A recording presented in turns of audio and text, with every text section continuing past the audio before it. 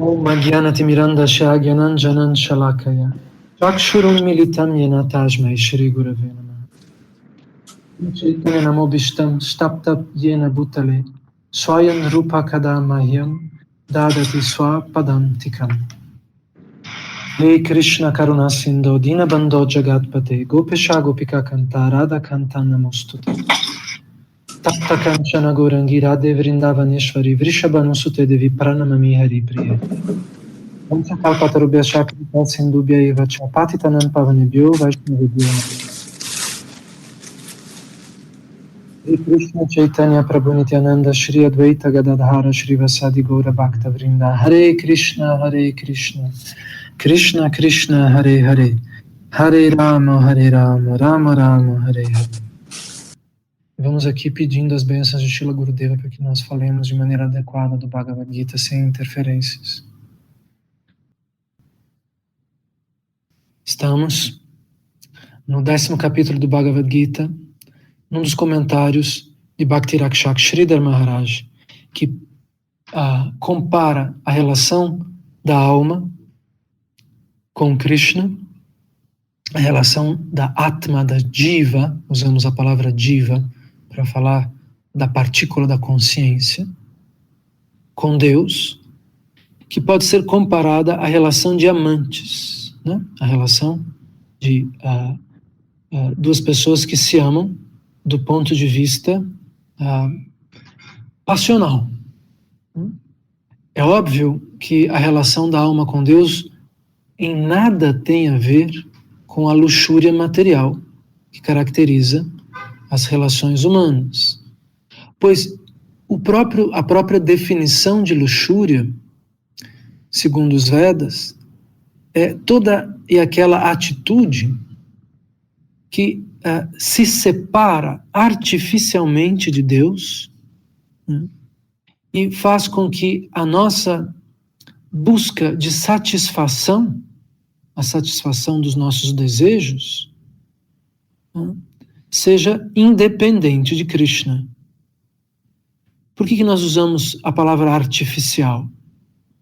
Pois isso é uma ilusão, não há como estarmos separados do absoluto, pois ele manifesta todas as realidades, como nós já entendemos.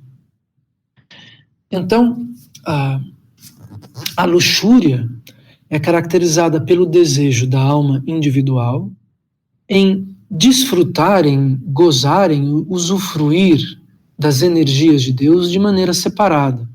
Vocês já devem ter ouvido falar, por exemplo, né, nos passatempos do príncipe Rama, né? Uma das manifestações de Deus é Ramachandra, o avatar Rama, Rama Avatar, né? Na Índia, que acontece milhares de anos atrás. O que significa o rapto de uma manifestação de Lakshmi Devi, da própria Radharani, né? Lakshmi é uma expansão da forma original do aspecto feminino de Deus, né? O que significa que ela seja raptada por um demônio? O que significa o rapto de uma manifestação da energia feminina de Deus? Por que existe esse passatempo? É descrito que Ravana, né, uma entidade demoníaca, rapta a princesa Sita, que é uma avatara da própria Lakshmi Devi. Lakshmi, como nós já explicamos, é uma das formas de Radharani dentro do universo material e dentro do universo espiritual. Uma expansão, um sucessivo corpo espiritual, né, do aspecto feminino de Deus. O significado alegórico disso é que a alma individual, ela tem vontade de usufruir da potência, da energia de Deus sem Deus. A alma no estado demoníaco, ela quer roubar a matéria para si. Ela quer roubar a potência de Deus, ela quer roubar a Shakti, a energia feminina de Deus. Está descrito que Krishna é o Adi Purusha, né? é o desfrutador original, é a personalidade masculina, o energético, aquele que possui as energias. Muito bem.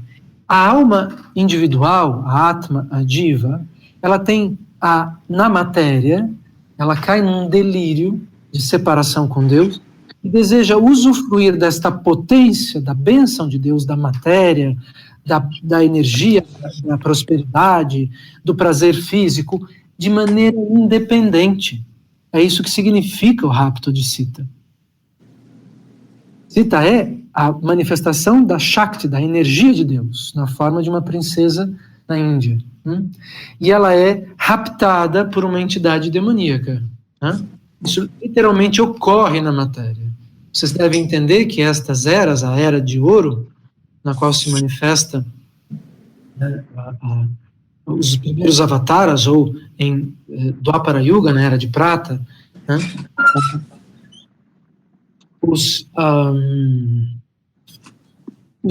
Krishna vem ao mundo em formas específicas. Esses avataras são como corpos nos quais Deus interpreta personagens dentro da matéria.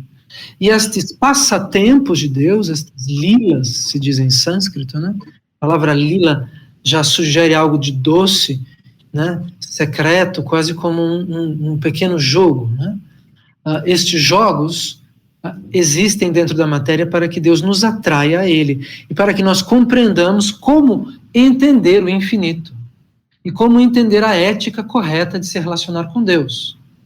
Então, esse passatempo nos diz: não rapte e não tente usufruir da energia de Deus, independentemente da sua relação com Ele. Se você quer Sita, a princesa, você também tem que amar Rama, o príncipe. Muito bem. Então, o rapto da princesa Sita tem esse significado. A alma individual, ela tem vontade, uma vontade ligada à ilusão material, de usufruir do prazer de maneira independente de Krishna, independente de Deus. A alma às vezes pergunta: mas por que eu tenho que oferecer meu alimento? Deus sabe que eu sou grato. Por que eu precisaria olhar para o sol e prestar reverências, pelo menos em meu coração, ao semideus do sol? Porque o Deus sabe que eu acho o sol bonito. A alma tem como uma espécie de comportamento ingrato automático. Então, é muito útil para que nós possamos meditar nesses passatempos, nessas aventuras que Deus encena como um ator. Eu já disse que ele é quase como um saltimbanco que vai passando em suas formas aparentemente materiais dentro dos universos, e exercendo estes passatempos eternos. O que é que Deus faz durante a eternidade? Ele usufrui das suas potências em diferentes formas, estes são os avataras, e ao fazer isso ele nos dá a sua misericórdia, ele nos atrai a ele. Portanto, é necessário compreender que o rapto da princesa Sita é algo que é emblemático em relação à maneira como nós queremos estar roubando as energias de Deus. Nós queremos roubar a luz do sol. O homem quer roubar o jardim. Ele quer ficar deitado no jardim com sua esposa ou com sua família, mas não se lembrar de Deus. Não se lembrar do arquiteto das árvores, do arquiteto das flores. Ele tem quase como uma espécie de dissociação. O jardim é meu, eu construí esta casa, eu paguei o condomínio aqui onde eu moro, e eu não preciso estar me lembrando de Deus quando eu sento no meu jardim, pois esse jardim é de minha propriedade. Isso também é considerado luxúria. Eu me alimento sem agradecer a Deus. Isso também é considerado luxúria. Pois quem é a fonte do néctar da alimentação? Quem é que concebe a ideia e o sabor do leite, ou, digamos, da manga, ou de outros deliciosos alimentos que existem? No momento em que nós vivemos esta relação com tudo que nos dá prazer de maneira independente, estamos vivendo em luxúria. A luxúria é mais ampla no conceito védico do que simplesmente a relação meramente física entre os corpos humanos. Então, isso é necessário compreendermos para entender esta relação superior que nós podemos ter com Deus, descrita como Parakya Bhav em sânscrito, que significa, né, um humor, né, uma relação, né, com Deus, que se aproxima ao conceito da relação extraconjugal, da relação dos amantes. Né? Por quê? Porque acima das regras, acima das estruturas, acima das leis da matéria, a nossa relação com Deus extrapola, né, todos estes aspectos. Então vamos ler aqui o que diz Bhakti Rakshak Sridhar Maharaj. Parakya, ou a relação de amantes, nutre os passatempos de Krishna ao enganar aquele que clama autoridade sobre outro, tal como um marido sobre a esposa, ou um pai sobre o filho. De quem é a alma da esposa?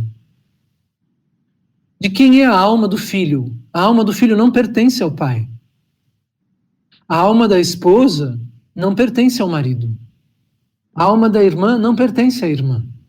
Todas as almas pertencem a Deus. Por isso que há esse conceito extremamente sofisticado na filosofia védica, de que, na verdade, há uma autoridade, né? Alguém está clamando autoridade sobre outra pessoa, só que por trás dessa autoridade existe uma relação profunda e secreta, a relação da alma com Krishna. A relação normalmente aceita de Swakya é comum, ou seja, entender um casamento é algo que é facilmente compreensível. Né? Duas pessoas decidem pertencer uma à outra. Mas desobedecer à jurisdição das escrituras e da sociedade como amante de Krishna implica em um risco maior. Seria, de certa maneira, o avesso do pecado. Aqui na matéria nós cometemos pecados quando nós nos arriscamos em ações que causem mal ou interfiram no equilíbrio do planeta, das pessoas, da sociedade ou de um outro indivíduo. Então, a relação normalmente aceita como Swakya, né, do casamento oficial é comum. Mas desobedecer à jurisdição das escrituras e da sociedade como um amante implica em um risco maior, como o de cometer um pecado. Assim, esse tipo de relação, diz Bhakti Rakshak Sridhar Maharaj, é muito raro e essa raridade realça sua intensidade e valor. Ou seja, compreender que a alma é amante de Deus por trás das regras, inclusive do próprio Dharma, das regras que regulam, né, a evolução na matéria, é algo bastante sofisticado. A ideia de enganar o possuidor para favorecer o não possuidor no sentido espiritual é uma bela e ornamental concepção filosófica. Então, os filósofos ligados aos Vedas vão nos explicar que aquilo que na matéria é uma traição comum e de baixa ética, né, a traição da esposa com o marido em relação a um amante, pode-se compreender como sendo um topos, uma ideia sofisticada, se entendemos que, na verdade, tudo pertence a Deus. Então, aqueles que aparentemente são proprietários oficiais da matéria e das relações humanas, são burlados por Krishna, pois esta propriedade é provisória e a relação profunda de amor entre a alma e Deus é eterna. Muito bem. Então, a ideia de enganar o possuidor para favorecer o não possuidor no sentido espiritual é uma concepção ornamental. É algo que explica, de maneira bastante sofisticada, né, esta Parakya Bhav, esta relação de amantes que a alma tem com Krishna. De qualquer modo, o arranjo divino é resolvido desta maneira. Né? No caso, diz Bhakti Rakshak Sridhar Maharaj, não pode haver uma situação de amante, pois na verdade Krishna é o dono de tudo. Mas há uma estrutura material também que é considerada. Por mais que ela seja provisória, essa estrutura material está acontecendo, não é? E nós temos a noção de que a esposa e o marido têm uma relação de mútuo respeito. Muito bem. E é por isso que cria-se esse compartimento secreto de relação. De certa maneira, nós estamos explicando algo que é bastante complexo. Pela primeira vez, com o tempo, vocês vão entender isso melhor. Então, é um arranjo divino que se resolve dessa maneira, com o fim de intensificar a devoção interna do devoto por Deus. Assim como o alimento parece mais saboroso quando se sente fome. Então, quando a alma entende que ela é secretamente destinada a Deus, a sua relação com Krishna toma um sabor mais intenso. No nível do universo espiritual, nós chamamos de Vaikunta, né? As localidades espirituais onde Krishna se manifesta como Vishnu Narayan, como o imperador dos mundos, a natureza da adoração a Deus é magnífica, reverencial, majestosa e inspira respeito. Mas acima disso, na mais elevada realidade transcendental, em Goloka Vrindavana, no lugar no qual Krishna passeia como o Deus do amor, e não mais como o imperador dos mundos, né? Esta outra concepção de relação entre Deus e as almas como de amado secreto e amante proibidas, né, de certa maneira, né, produzem um diferente tipo de bênção e um diferente tipo de sabor. Não é?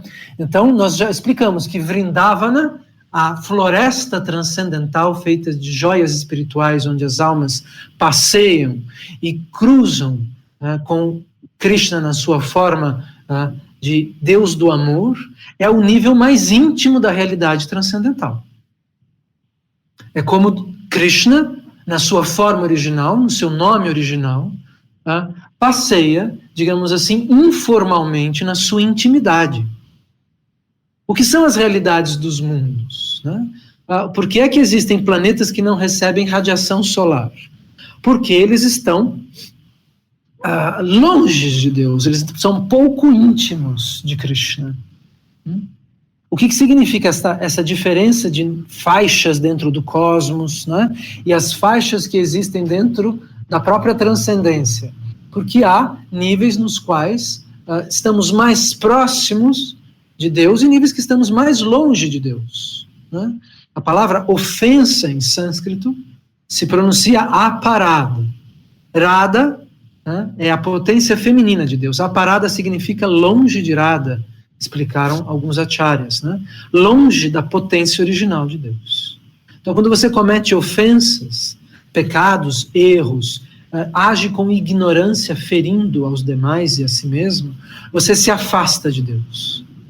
Quando você se aproxima de Deus, você está em conhecimento, em bondade pura, não só em bondade material, e você vai se aproximar de Krishna. E como é isso, se aproximar de Krishna? É entrar nesta ilha, digamos, de realidade transcendental, envolta por famosas ondas de néctar brancas. Imaginem que linda que é esta praia celestial de Vrindavana, onde, né, obviamente, a realidade é mais complexa, a geometria do olhar e dos detalhes do que nós enxergamos fatias geométricas simultâneas, como em diamantes, como quando olhamos dentro de um caleidoscópio, né, e estamos visualizando, tendo mais visão, mais sentidos transcendentais e espirituais diferentes dos sentidos humanos. Muito bem, lá neste mundo superior, como o supremo Deus que governa as coisas, mas como o ser Krishna, né? O adolescente eterno que passeia e encanta todas as presenças e todos os gopas e gopis, né? Os companheiros eternos e as companheiras eternas, as cortes celestiais, nós diríamos com uma linguagem ocidental, né? Que ele encanta e com as quais ele compartilha os êxtases da sua existência absoluta. Muito bem, então em Vaikunta, abaixo de Goloka Vrindavana, onde ele está como Vishnu Narayan, a adoração é magnífica, reverencial, majestosa e inspira respeito. Mas acima disso, na mais elevada concepção de realidade, o Senhor tem uma forma similar à humana, né? Nós somos feitos à imagem e semelhança de Deus, num corpo transcendental de um azul inconcebível. Radharani, nós já dissemos, a potência feminina de Deus é de um dourado como ouro líquido, né? Balarama é da cor dos raios que nós vemos caindo na terra, das nuvens carregadas, né? E estas três formas originais de Deus vão se manifestar numa forma que é a origem, o arquétipo original da nossa forma humana, né? Isso é relatado no Chaitanya Charitamrita, nos ensinamentos de Sanatana Goswami. Nós vamos ler aqui a tradução. A mais elevada forma de Deus é Krishna, que diverte-se em seus eternos e divinos passatempos na forma humana. O eternamente jovem, adolescente pastor de Vrindavana, o melhor dos dançarinos. Assim Deus desfruta de seus passatempos, sempre tocando sua flauta. Sua beleza é tão encantadora e doce que o universo inteiro por ela é inundado, até mesmo no mais ínfimo de seus átomos, e todos os seres são atraídos irresistivelmente para ele. Então, nós podemos entender que Deus possui infinitas formas, as estrelas, a matemática, os oceanos, a filosofia, a poesia, as artes, os olhos, os braços, os animais, os pássaros, né? As nuvens, tudo isso são formas que pertencem a Krishna e que ele distribui e manifesta das maneiras que ele bem decide e entende, ou melhor, de certa maneira, a verdade vai hierarquizar estas formas, assim como é necessário que elas estejam colocadas. E na realidade transcendental, nos níveis em que ele se manifesta como imperador dos mundos, nós vamos ver as estrelas em seu corpo, nós vamos ver infinitos braços, joias transcendentais, labaredas de fogo, pássaros, né, e milagres da forma. Enquanto que na sua intimidade ele está como um adolescente transcendental. Isso é o que nós conhecemos através da literatura védica. Não é que ele seja um humano, muito pelo contrário, ele é Deus, mas ele usa a forma mais doce que existe. A forma humana, ele mesmo diz, por conta das nossas limitações humanas, nós vivemos uma vida na qual o serviço e o amor é mais delicado, né? Quando alguém traz água para um amigo beber, né? Esse gesto não existe entre as formas de Deus, as formas divinas de Vishnu Narayana, pois tudo é manifestado simultaneamente através do desejo de Deus, né? Água, fogo, estrelas e etc. Né? Porém, quando Krishna participa desse teatrinho de realidade, na qual a mão, uma única mão, tem uma função de acariciar algo, ou os olhos podem escolher o que enxergar uma vez, de cada vez um objeto, etc., etc. Este sabor dá à realidade algo de doçura, que Krishna diz, segundo o próprio Deus, não existe nos outros níveis. Nem os animais, nem as estrelas do cosmos, nem a matemática absoluta, nem a estrutura do espaço, nada é tão doce quanto as possibilidades, digamos assim, aparentemente limitadas da forma humana. Uma donzela que nos passatempos materiais de Krishna colhe frutas na floresta, lava as frutas no rio e leva tais frutas aos pés da suprema personalidade de Deus na forma de um adolescente. Está vivendo uma forma de passatempo violentamente doce. Mais doce do que a visão de Krishna como Vishnu Narayan, com infinitos rostos e infinitas estrelas transcendentais, sendo adorado como o centro da realidade nas suas concepções formais. Dá para entender isso, não é?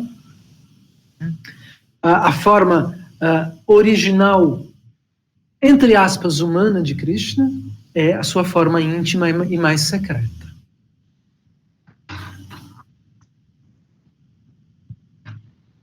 Muito bem. Ele assim é acessível a todos. É por isso que ele vai se manifestar na matéria numa forma como tal. Podemos encontrar Deus mais próximo de todos em uma forma similar à humana. Já foi explicado como a forma de características humanas de Krishna é a mais elevada forma do absoluto. Aqui é Bhakti Rakshak Sridhar Maharaj. De acordo com o cálculo de êxtase, raça, de intimidade, que é o padrão comum para avaliarmos o âmbito completo do infinito. Olha que frase interessante. Há um padrão de avaliação para o gigantesco infinito. Ou seja, o nível de êxtase é calculado e o nível de intimidade com Deus é calculado. E assim nós podemos compreender os diferentes padrões nos quais se manifestam as realidades espirituais. Por meio do desenvolvimento de Santa, Dasya, Sakya, Vatsalya e Madhurya, né, e então, acima de tudo isso, Parakya-bhav, né, vamos repetir, tranquilidade e indiferença, né, Shanta, Dasya, servidão, trabalhar para Deus, Sakya, amizade, Vatsalya, paternidade, e Madhurya, né, uma relação matrimonial, e depois Parakya-ras, essa relação de amantes, né, isso é, na verdade, comprovado, segundo os Vedas, do ponto de vista filosófico. Você consegue, purificando o seu corpo, seguindo os 4 princípios, e fazendo o Ekadasi, compreender profundamente que tal explicação da realidade espiritual é efetivamente a resposta para o enigma da vida. Quando nós entendemos que nós podemos nos relacionar com os seres humanos com indiferença e tranquilidade, trabalho e servidão, companheirismo e amizade, paternidade ou relação familiar, relação matrimonial ou conjugal, relação de amantes ou extraconjugal, e que não há outra forma de relacionamento humano dentro da realidade. E quando nós entendemos que isso, na verdade, é como um eco distorcido das nossas relações com Deus, o outro lado da realidade explica o erro da vida humana e da vida material. Assim como quando nós entendemos que Deus se manifesta como Krishna e Radharani, na sua forma masculina e na sua forma feminina, nós vamos entender todos os gêneros dentro da realidade material. Por que é que existem homens e mulheres? Por que é uma discussão sobre quais são as funções do homem, quais são as funções da mulher? Porque existem diferentes funções inerentes às personalidades originais de Deus. Krishna diz no Bhagavad Gita, eu sou o próprio prazer do amplexo sexual. Quem que concebe aquele êxtase? É a explosão do Big Bang, que cria o êxtase da cópula entre homem e mulher? É o acaso que gera tamanha simbiose e um encaixe assim místico e incompreensível que atrai tanto as pessoas? E por que é que nós precisamos transcender a sexualidade, então, para entender Deus? Pois este êxtase vem de Deus e está acima do êxtase material. E nós, ao alcançarmos estas plataformas transcendentais em serviço e em adoração e em intimidade com Deus, participaremos do êxtase original da relação entre Radha e Krishna. Então, é cientificamente comprovada a matéria, a experiência que as pessoas dizem, mas espera aqui, eu estou vivendo na matéria, isso é isso e aquilo é aquilo, precisa ganhar dinheiro, tem que cuidar da saúde, tem isso para fazer, tem os homens, tem as mulheres, tem filhos e tem netos, e tem isso e tem aquilo, muito bem. Todo este mistério das nossas atividades materiais é explicado quando nós entendemos as atividades espirituais e o nosso papel dentro dessa atividade espiritual. Esta é a comprovação científica, lógica, que as pessoas experimentam quando se purificam através do jejum do Ekadasi, seguindo os 4 princípios e cantando com regularidade o Mahamantra. Nós não podemos ter dúvida de que Krishna seja Deus, pois ele é o diamante no alto da coroa, e que dá à coroa o seu significado, pois até então ninguém entendia o que era esta estrutura metálica com pedrinhas de mais ou menos valor, plástico, ouro, cimento, pedras, árvores, o que era isso? Quando você coloca Krishna e todos os seus significados no alto e no centro da realidade, nós vemos o espelho da vida humana do lado de lá. E aquilo que deste lado é ínfimo e simplório dentro do universo material, já explicamos isso, que as entidades demoníacas, com todas as suas capacidades de mudar de forma, as entidades divinas de tentar manipular os homens e interferir no nosso processo de evolução, ajudando ou às vezes até atrapalhando. Muito bem, que isso tudo vai adquirir sentido. E assim, diante de semideuses, diante de entidades demoníacas, né, o homem tem um papel bastante reduzido. Nós vivemos 100 anos. Nós somos muito frágeis, muito ignorantes, nós somos pequenininhos como formigas na superfície da Terra. Do outro lado da realidade, esta é a forma mais elevada. Aqui, né, dos seres conscientes dentro do cosmos, essa é a forma mais simples e menos elevada. Mas do outro lado da realidade espiritual, quando Deus e as almas assumem formas similares e originais, na verdade as formas que dão origem à concepção do corpo humano, nós estamos no lugar mais elevado. Isso também comprova a verdade filosófica segundo a qual o mundo material é uma cópia transfigurada, mal feita do mundo espiritual. Aquilo que lá tem um valor, aqui tem outro. A relação diamante na realidade material é ínfima e algo que não se deve viver, que não se, é um pecado, é uma transgressão, é uma traição. Mas a relação das almas como amantes eternas de Krishna adquire um significado completamente oposto. Lá, isso não é só sublime, como isto é o mais alta forma de manifestação de relação com Deus. É assim que nós provamos cientificamente que Deus existe do ponto de vista filosófico. A filosofia também é uma ciência. Isso não diz respeito a fantasias e nem a fé cega. Esta é uma fé que enxerga.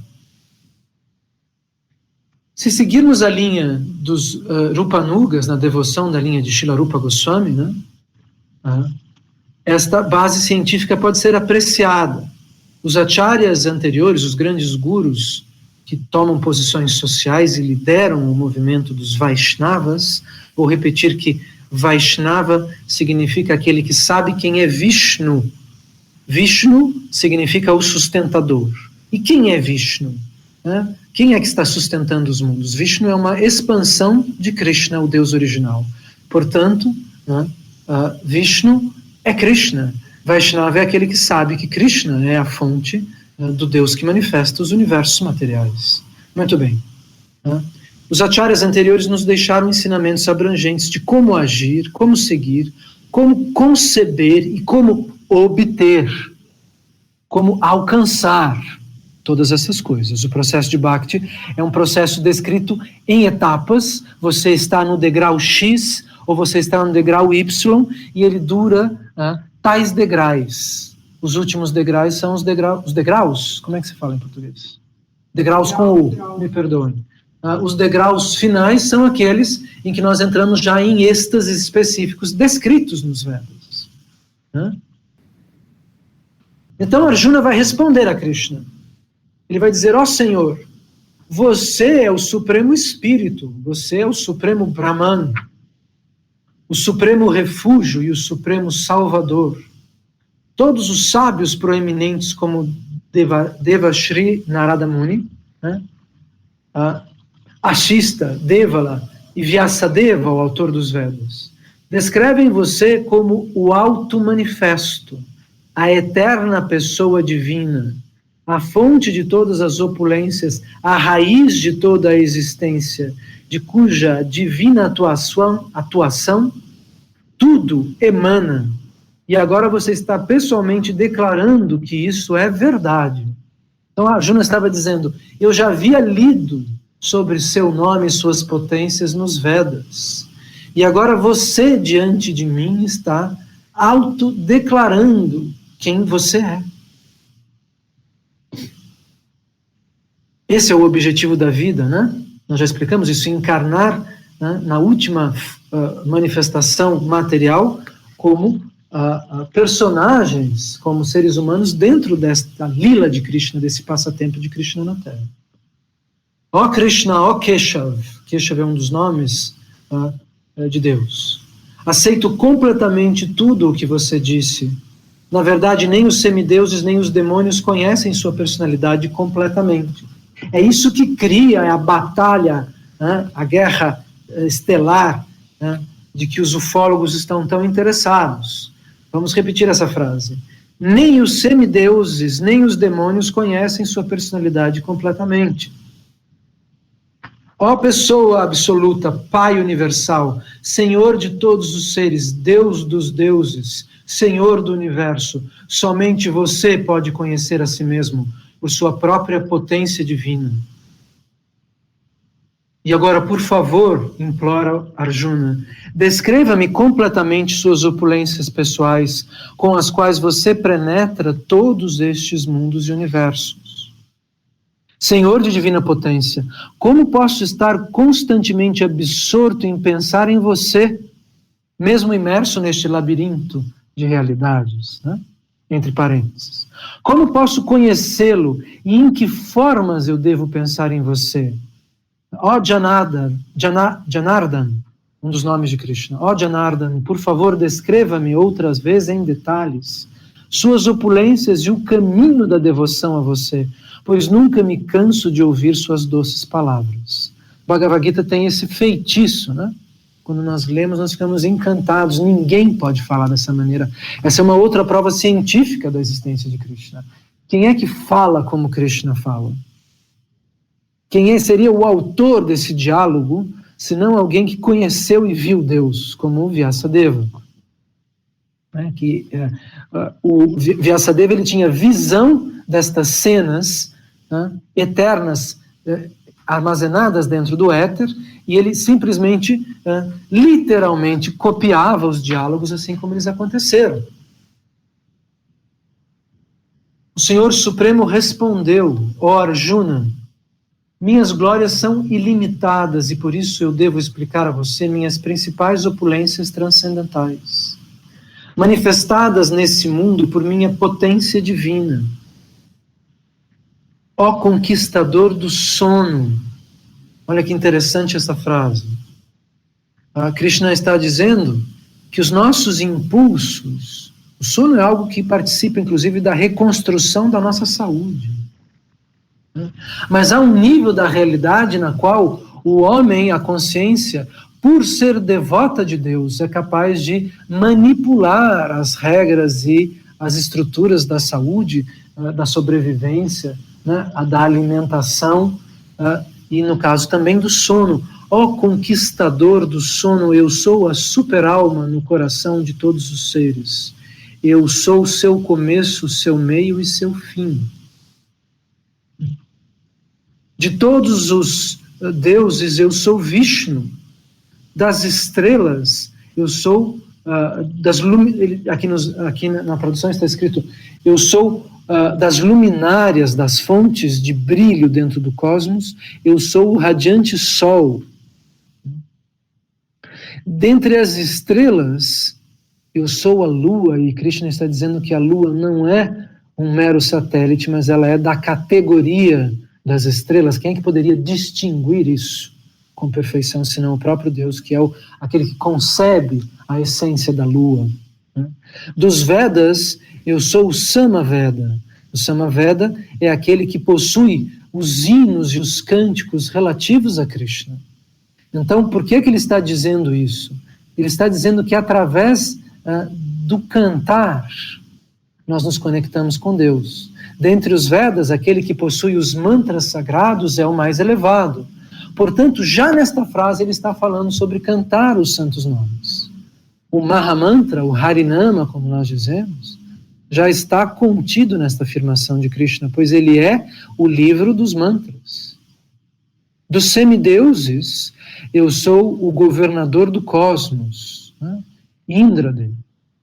Dos sentidos, eu sou a mente. Aqui nós temos, né, nós vemos a contato com a informação de que a mente é a central de controle dos sentidos. A sua visão, seu olfato, né, seus pensamentos, tudo está sendo mixado, montado, né, como na mesa de uma rádio ou de uma estação de televisão que transmite programas e que cola a música com as letras que vão aparecer, e ora um rosto, ora outro rosto. Esta montagem, né, é a rainha dos sentidos, segundo Krishna. E a mente é considerado um dos sentidos, pois ela é aquela que governa os sentidos. Da vida eu sou tudo o que vive. Então o que é que sobra que não é Krishna? Né? Das expansões de Shiva, dos 11 Rudras, eu sou Shankara, o próprio Shankaracharya, né? Aquele que vem ao mundo para criar o teste no qual nós devemos entender quem é Deus, a alma individual ou Krishna. Né? Dos Yakshas e Rakshasas, eu sou Kuvera. Kuvera é o tesoureiro do cosmos, né? É uma entidade descrita na literatura védica como uma entidade demoníaca, que porém possui, né, por ele ser apaixonado pela matéria, quanto mais apaixonado pela matéria, mais demoníaco nós somos, né, o controle daquilo que é valioso dentro do universo material. Dos 8 vassos, eu sou Agni, e das montanhas, eu sou o Monte Sumero. Existe uma montanha não visível aos olhos humanos, que rege, segundo os Vedas, né, o eixo da rotação do principal astro e das estrelas do cosmos. Né? Os planetas estão em suspensão por conta de cordas feitas de vento. É a potência do semideus Vayu. Ele está falando aqui que Krishna poderia ser considerado como, dentre os semideuses, né, Agni, por exemplo. Né? É a potência do semideus do ar, né, descrita nos Vedas como a maior força dentro do universo material, que faz levantar o voo de foguetes e aviões, é a propulsão aérea, não é? É o próprio gás, é o ar que passa pelas turbinas que impulsiona o voo de aviões e outras máquinas voadoras. Muito bem. Então, o cosmos tem estruturas que não são visíveis a nós. Estas deformações do espaço descritas na literatura científica ocidental são compostas de uma deformação de gases também. E é isso que vai sustentar os planetas em suas órbitas.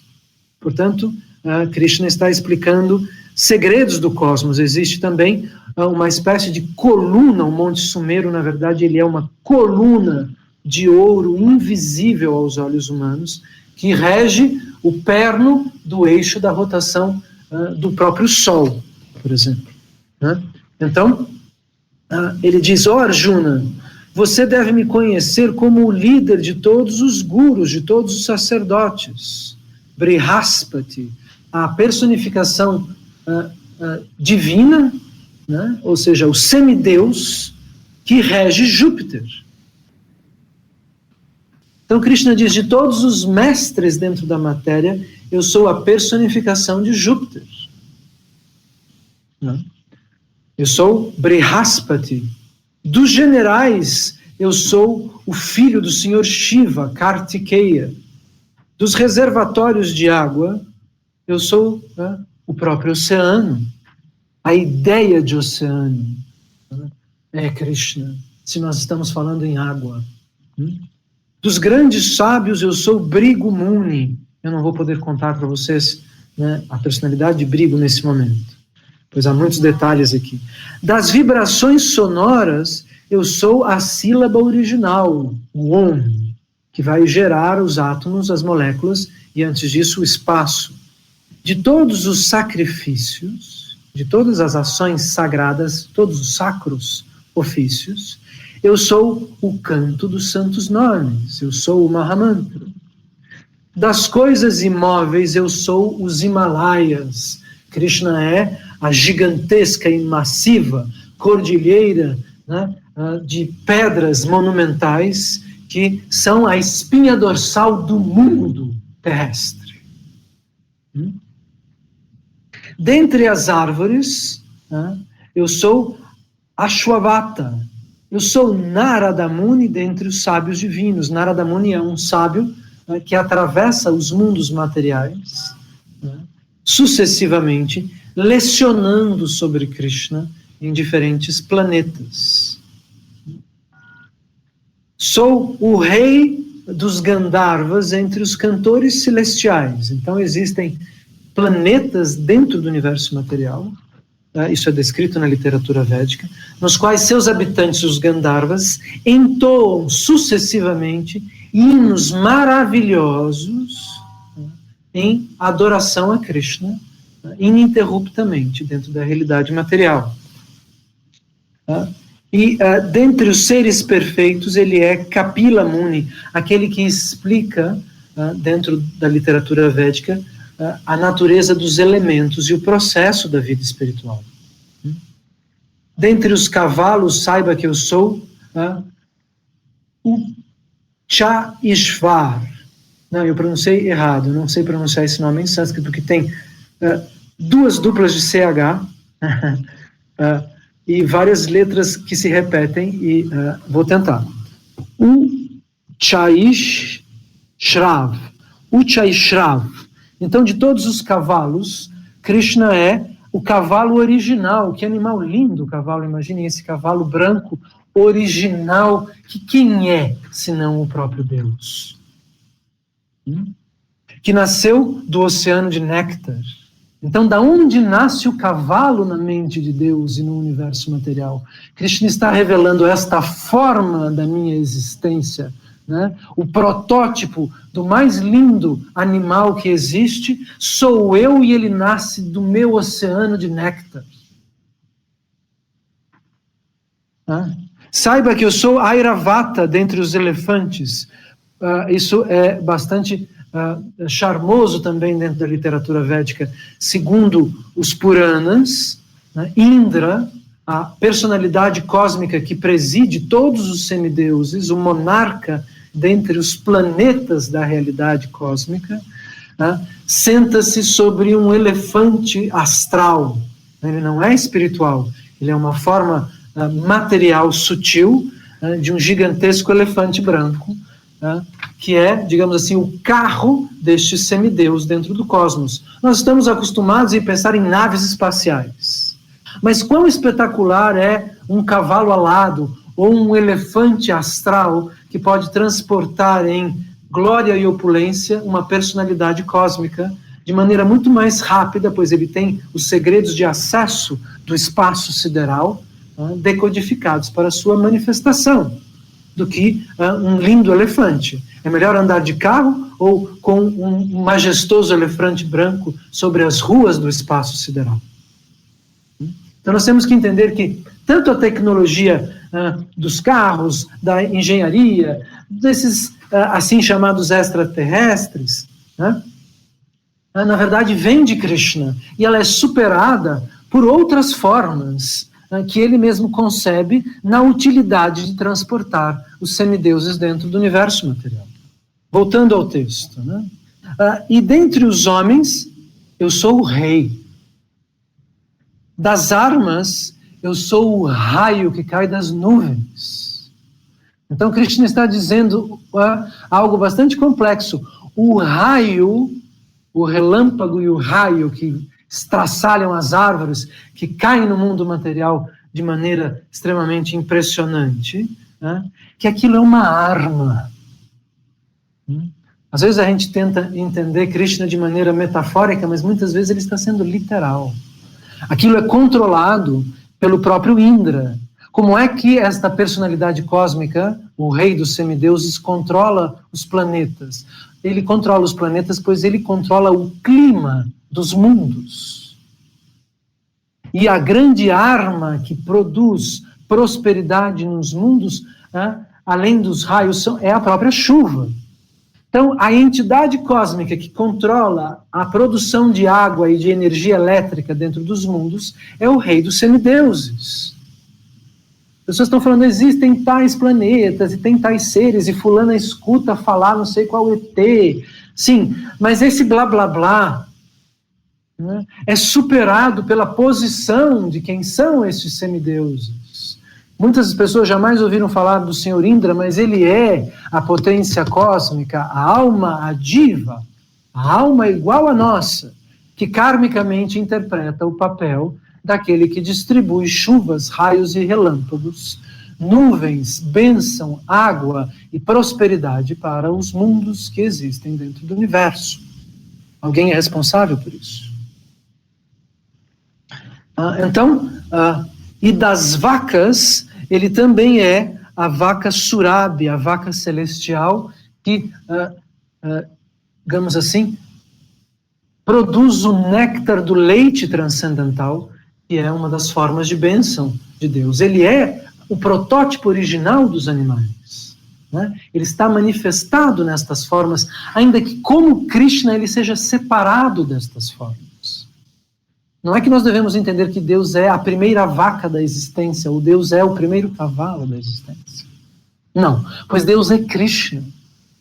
Mas em suas expansões, na concepção que ele faz do mundo, ele vai manifestar na eternidade espiritual tais formas coligadas a ele, que vão ser replicadas nos universos materiais, né? Como as nossas lindíssimas vaquinhas, com seus olhares encantadores e seu maravilhoso e branco néctar que nós, às manhãs, oferecemos no altar. Krishna é a fonte da alimentação, a fonte de toda a natureza. Dos deuses do amor, eu sou aquele que gera a progenie. Então, Krishna está dizendo daquelas entidades cósmicas responsáveis pelas paixões dos seres vivos, né? Tanto os animais quanto entidades demoníacas, semideuses e seres humanos. Ele é aquele que vai gerar o fruto. Ele não é aquele que gera a ação sexual sem fruto. Então, ou seja, de todas as entidades cósmicas que governam os desejos de atração física entre animais e etc., Krishna é aquele que produz a eterna vida da concepção. Ele está explicando como conceber a Suprema Personalidade de Deus dentro do que existe.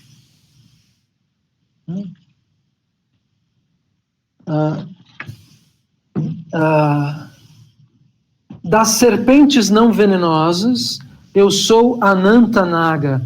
Então nós entendemos, segundo os Vedas, que existe um trono para o Mahavishnu, esta forma transcendental de Deus, com infinitos rostos e cobertas de joias transcendentais, uma estrela no lugar do peito, 2 sóis no lugar dos olhos, está sentado sobre um trono feito de uma serpente de infinitas cabeças dourada.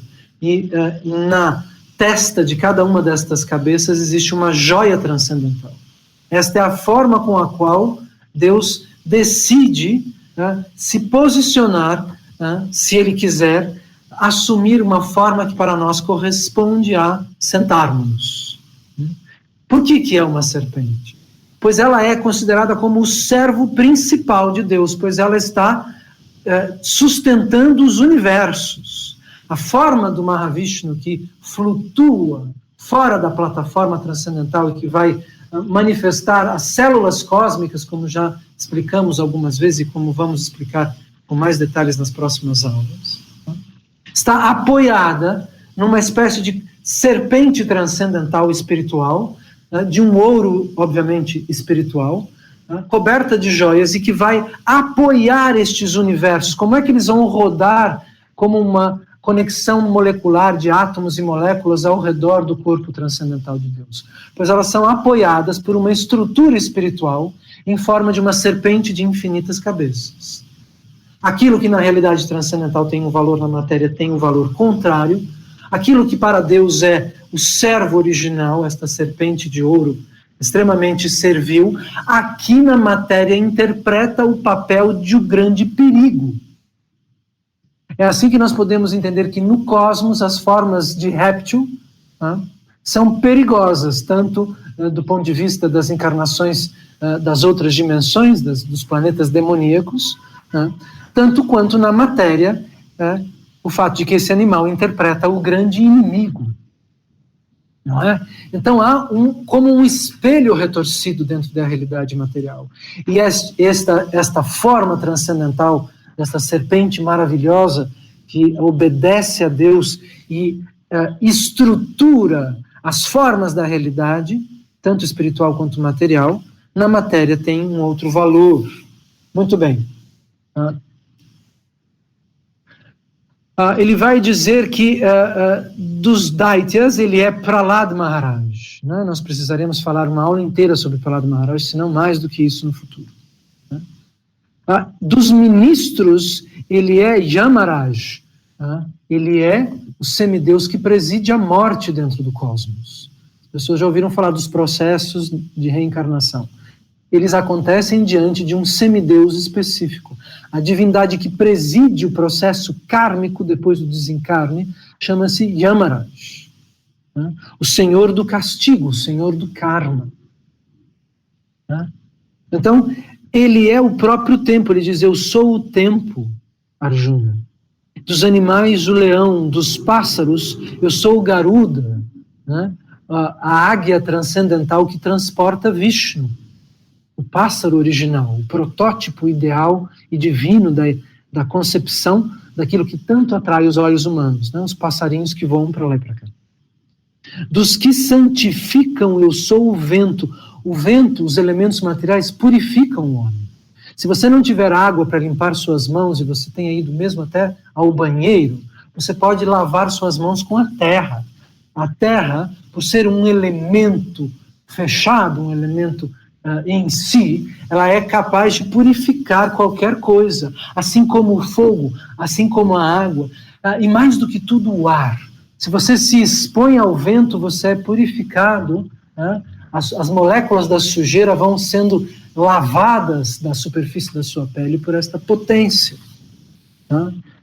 Dos heróis que carregam armas, eu sou Parashurama. Nós falamos sempre de que Parashurama expulsa do Império Védico as tribos que fundam o Ocidente. Dentre os peixes, eu sou o perigoso tubarão, e dos rios, eu sou o Ganges, que desce pelo cosmos como uma cachoeira. Como é que o Ganges desce ao mundo? Vocês já devem ter visto essas cachoeiras lindas de hotéis e de shopping centers, né? De repente, assim, tem um jorro de água que atravessa um hall.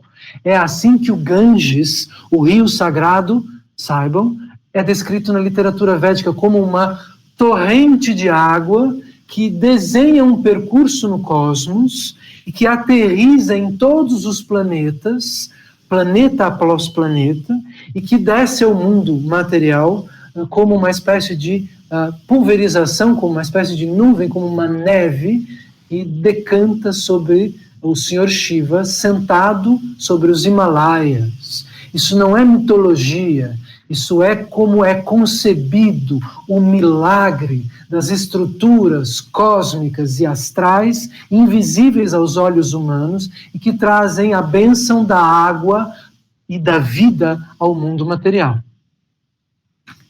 Nós vamos terminar em breve, estamos já completando 1 hora. Ó Arjuna, de tudo que está manifesto, eu sou o começo, o meio e o fim. De toda a sabedoria, eu sou o autoconhecimento e sou a filosofia dos filósofos. Das letras primárias do alfabeto, eu sou o som do A. E das palavras compostas, eu sou a dual.